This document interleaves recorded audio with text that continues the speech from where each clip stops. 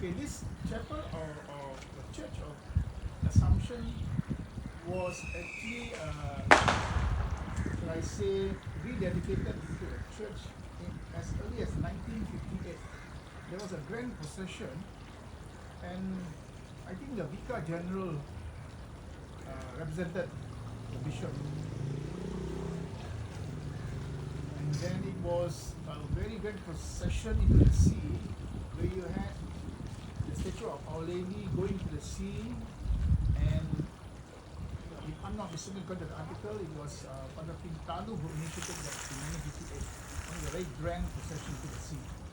That was actually a time of also when there was this miracles of Our Lady of the Sea being told to residents, being told by fishermen who witnessed a lady and a child wading in the mud, catching octopus. So it was reported in the newspaper of that time. If not mistaken, it's the Chronicles of 1958. I have the article with me. So there it states a very grand procession to the sea, led by the Imam de Pleasure, and also initiated by late Father Pintado. So that was one of the grand events of this church where you had the sea procession. So the sea is so important for the cultural traditions of this church ancestors. And in 1988, during the Marian year, we also did another procession to the sea, and it was also grand. Oh, sorry, before that there was another procession, 1975, a procession of the two statues of Our Lady of the Rosary and Our Lady of the Assumption. That was initiated by Bernard Santa Maria and the church committee at that time. So that was also a very grand procession to the sea in 1975. That was the year the Wall of Friendship was built. That was the year when I think the best time that I felt that community spirit was so strong. You had the Malays, you had the Chinese, you had all kinds of races, all kinds of ethnic backgrounds, a lot of people of different faith coming to help. Chinese, Malay fishermen, Indian friends, Malay kampung village friends. So that was very nice. That was real Muhibah, 1975. The Wall of Friendship is the indicator of that good times. And the next grand festival was when we had a Marian Year procession of Our Lady of the Rosary into the sea. And that went around Pulau Jawa, which is no more now because it's been reclaimed and now been made into Pulau Melaka. And the procession went to Portuguese settlement. And we had a whole day of prayer and devotion at the Portuguese settlement. And in the evening, the statue came back to the church. So that was a very grand one.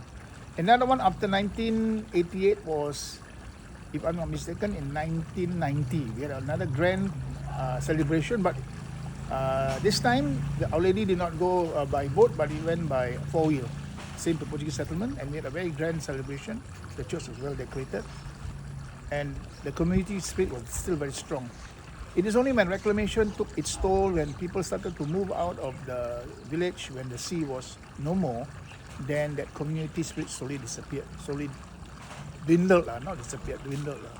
But today we are trying to revive that spirit of community, that spirit of intercultural, intercommunal coming together spontaneously to help during our festives. So the same for the Chinese, they have their Lantern Festival, our kids will join them.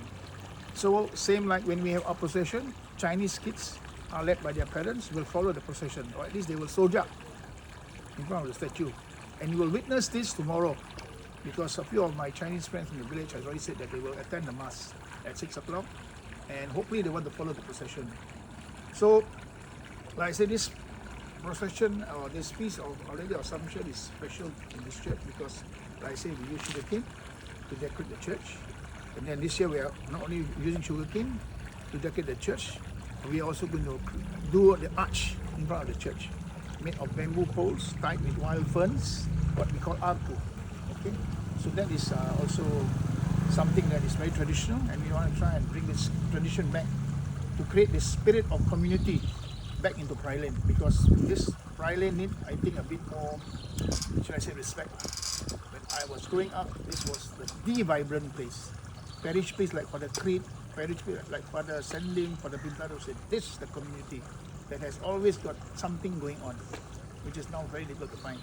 And yet we are also being obstructed by some people who don't believe in tradition, sad to say. But nonetheless, we will still go on as we have inherited from our forefathers, and we will want to carry on this tradition for the next generation to take on. Yes, thank you very much.